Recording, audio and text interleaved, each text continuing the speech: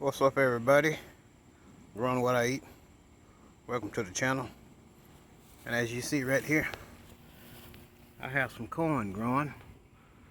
Will I get corn this year? I don't know. But I can't wait to find out. That's some sweet corn I got planted. And right here, I have some more corn.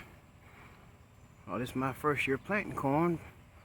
So, $1 million question is, will I get corn this year?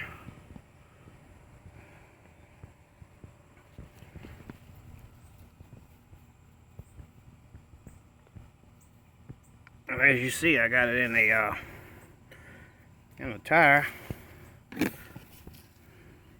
Got them tassels coming up on.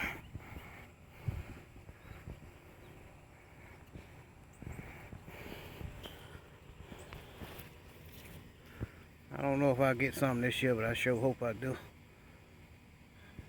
And it feel like I got some in here.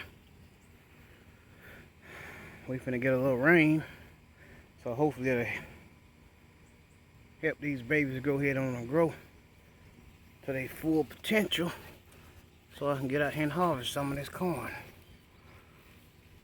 Look like I'm gonna have a few